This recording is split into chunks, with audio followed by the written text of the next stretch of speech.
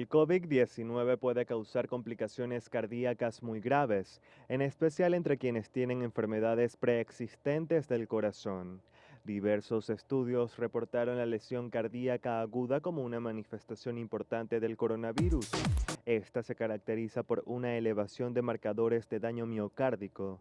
Los pacientes con evidencia de esta lesión tienden a ser personas mayores y con factores de riesgo cardiovascular, entre ellos la hipertensión basal, enfermedad coronaria e insuficiencia cardíaca. Especialistas afirman que la enfermedad generada por el COVID-19, además de causar una insuficiencia pulmonar severa, en muchos casos produce complicaciones cardiovasculares, tales como lesión miocárdica, miocarditis o eventos arritmogénicos. Bienvenidos a Noticias Globovisión Salud, 30 minutos dedicados para el bienestar de toda la familia. Les saluda como siempre Daniela J. Salas en nombre de todo el equipo técnico y de producción que hace posible que este espacio llegue hasta sus hogares. El día de hoy vamos a hablar sobre COVID-19 y su relación también con los pacientes con enfermedades cardíacas. Vamos a ir viendo cómo se ha desarrollado además este virus que ha tenido algunas mutaciones. Hoy nos acompaña el doctor Asdrúbal Alfonso, cardiólogo e intervencionista. Un gusto recibirlo, bienvenido. Gracias, Daniela, gracias por siempre estar presente desde la pandemia que comenzó hace casi ya un año y siempre estar involucrada en traer información novedosa, información científica en lo relacionado al COVID-19, ¿ok? Vemos cómo los pacientes más vulnerables han sido las personas de la tercera edad, pero también aquellas personas que han tenido alguna patología de base, entre ellas las patologías cardiovasculares que han tenido bastantes dificultades durante esta pandemia. Vemos ahora como Reino Unido también alerta sobre una nueva cepa de coronavirus, una mutación del SARS-CoV-2. En Sudáfrica también se ha determinado otra cepa que llama bastante la atención al mundo. Con respecto a esto, las personas dirán, ¿cómo se hacen las mutaciones de los virus? Pero no es la primera vez que esto pasa. Sí, es importante que para poder nosotros el día de hoy hacer como un resumen de lo que ha ocurrido desde que comenzó la pandemia, desde que comenzó y se hizo el aislamiento en el mercado de la venta de pescado en China hasta el día de hoy, qué ha ocurrido con el COVID-19. Sabemos que es importante, cuando nosotros hablamos de la epidemiología del COVID-19, vemos cómo la mortalidad, y es una de las cosas que hemos aprendido en todo este transitar del COVID-19, hemos visto cómo la mortalidad apenas es un 2.64% de la población general. Mucha gente dirá, pero bueno, la mortalidad es muy baja, ¿ok? La mortalidad del COVID-19. Tenemos que hablar dos cosas y que creo que es importante que toda la población y todos los televidentes nos puedan entender que, y con respecto a tu pregunta, en la primera oleada que hubo en Europa, que hubo en China y que hubo en Estados Unidos, la mortalidad aproximadamente era 2 por cada 100.000 habitantes. ¿Qué ocurrió en la segunda oleada en Europa, donde se hubo mayor cantidad de casos y la mortalidad subió del 1.5, subió al 2.64%?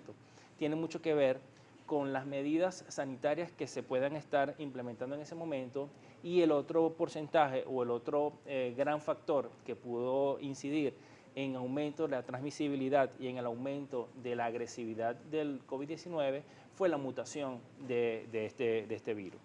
Cuando nosotros hablamos de la mutación del COVID-19, y es un tema que está ahorita en boga, es un tema que está alarmando a muchas personas, porque bueno, se dio la noticia ciertamente de la mutación del virus. Para poder entender qué significa la mutación del virus, vamos a hablar, o tenemos que hablar necesariamente, de lo que es el coronavirus. El coronavirus, como todos ya saben, y lo han escuchado millones de veces, es un virus que tiene unos spikes o unas espículas, ¿no? Que por eso es su nombre coronavirus, porque encima, en la membrana de este virus, están todas estos spikes, estas espículas.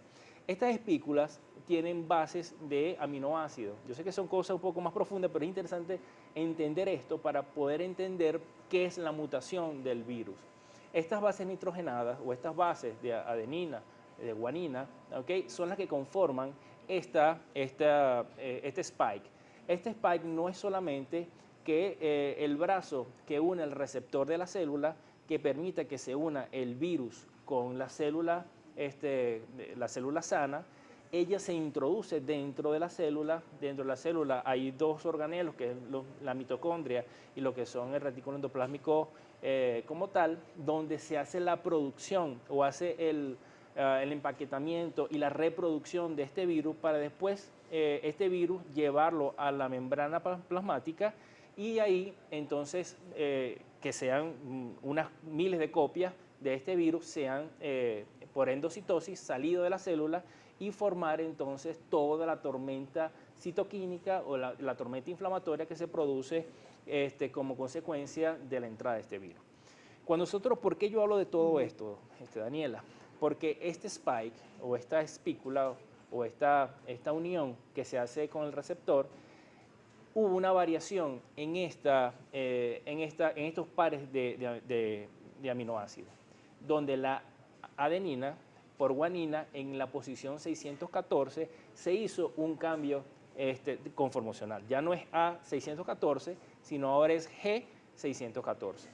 Esta mutación era de esperarse, porque muchas veces cuando se hace entonces que entra el virus dentro de la célula y se produce la replicación celular, la replicación del virus dentro de la célula, muy probablemente esto iba a ocurrir. Se habla de que este virus actúa como las enfermedades autoinmunes que están atacando directamente a las células buenas del organismo, incluso por eso las personas que tienen algún tipo de enfermedad, patología de base, se ven más agravadas al momento de que el virus entre en su organismo. Sí, y dos cosas bien interesantes que nosotros tenemos que hablar responsablemente, es que este virus, solamente ese cambio conformacional de aminoácidos le da la capacidad de que es mayor transmisibilidad, quiere decir de que una persona puede contaminar entre 6 a 8 personas, porque la relación que teníamos con la otra variante era de 1 a 3, quiere decir, una persona que esté contaminada podía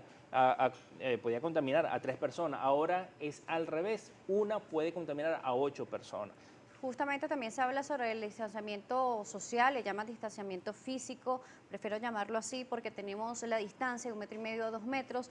Veía en estos días un video bastante interesante que incluso cuando hablamos, modulamos, cantamos o hacemos alguna actividad que no tiene que ser necesariamente toser, expandimos las gotículas de saliva y esto puede llegar a otra persona. Por eso hay que mantener la distancia para que estas gotas puedan caer al suelo y no llegue directamente a las vías respiratorias de otra persona e infectarse.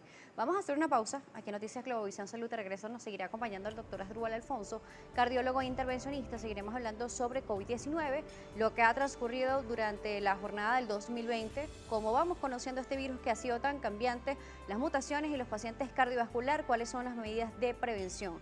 Las redes @salud_gb, @Daniela J. Salas, conectados en Instagram Live, también la cuenta de nuestro especialista, @dr_Asdrúbal. Ya regresamos con más.